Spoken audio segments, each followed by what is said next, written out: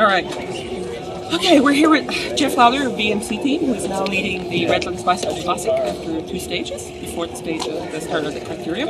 I talked to Jeff about Paris-Roubaix and what it means for you to go to Paris-Roubaix this year, that you can and walk our invitation.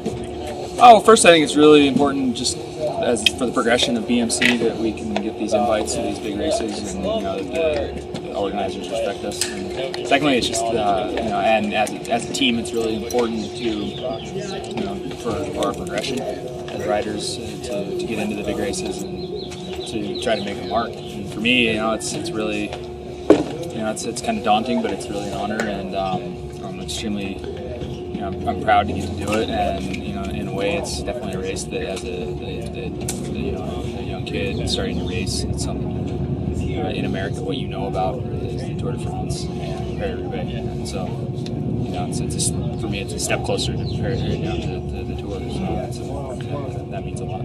Okay, so I know early on in your career you did a lot of cobbles or racing in Belgium. So tell me what that experience was like, and what do you remember for that?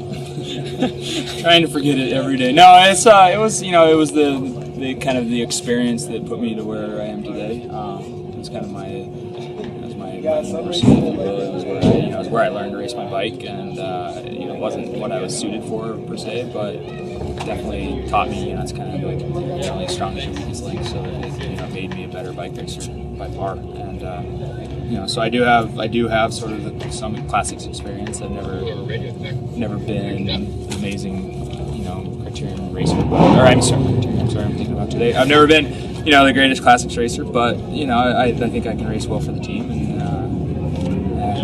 every year I try to I'm working towards that. Check. So what does it take to be a good classics racer? I think first it's just the endurance. I don't get to race 260K that much. I don't get that kind of that build up like the guys are getting. Like they're doing Monza and they're doing Flanders. And they're doing kind of the classic build up. But the team getting to do Tour of California, and even being able to be in those long breakaways in the Tour of California, I think that helped build my resistance, and I've been training really hard to be ready for the distance, and then really it's just a matter of being very extremely strong and in a great position, and positioning like in Europe, positioning isn't my strongest point, but I like to think that I'm a pretty strong rider, and so I think always an opportunist. I think a good result is definitely there, or else I wouldn't want to start. Okay. So tell me about racing in bad weather. They might have bad weather. I haven't checked yet.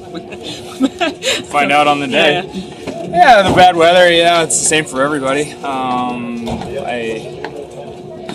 Racing on the cobbles in the rain doesn't seem too fun, but again, it's the same for everybody. And a lot of times, the weather kind of selects some people out, and I like to think that it doesn't select me out. And so, if you can overcome that one obstacle, it's still a bike race, and it's still the same roads. It's just a little bit of a different sensation. So it's for everybody. Some people I think really just hate the weather, and basically they're done before they start. But I don't. That's not necessarily the case for me. And so I'd rather stay dry. I don't think anyone enjoys racing in the rain, but the idea that you can overcome that is important, and that's Okay, so tell me about your training. When did you guys find out you were going? We found out about 2 weeks after Tour of California, beginning of March, I guess it was, about 2 weeks before here. And that was kind of right when I needed to start training, but that really lit a fire in me, and I got extremely, pretty fired up. You realize that there's a big objective, and it's on the world scale, and you want to respect the race. So I've been training really hard. I've trained through San Dimas, and kind of the form I have here is sort of an indication of that, I think. And hopefully I can keep going up and be as good as possible for Roubaix. Okay, and tell me about the team that's going. Are you the only one that's had experience in Belgian racing? I don't think so, right? Well, Danilo Luis, my teammate, he was a Espoir under 23 rider. He got third at Roubaix 2 years ago, so he's great. A lot of the young guys, they're building experience as we speak. They're doing Criterium International right now. they've been racing on the cobbles. They did, they did like West Flanders, things like that, Wareham the other day. It's building experience, and that's like going back to the whole, just the progression for the team. We're not probably going into Roubaix to enter the velodrome first, but we're going to for these younger guys to learn something, to gain the experience necessary to one day do that. And what's your role on that team?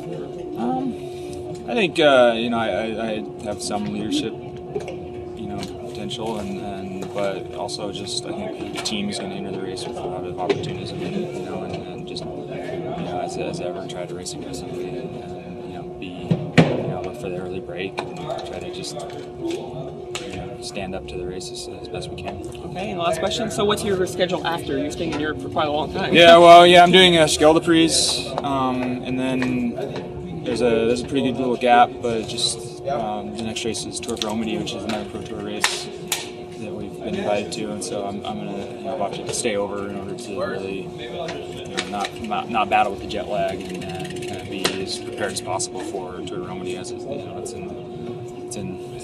in Switzerland, and it's definitely a very big objective for us as well. Thank you, Jeff. Good luck. Thank you.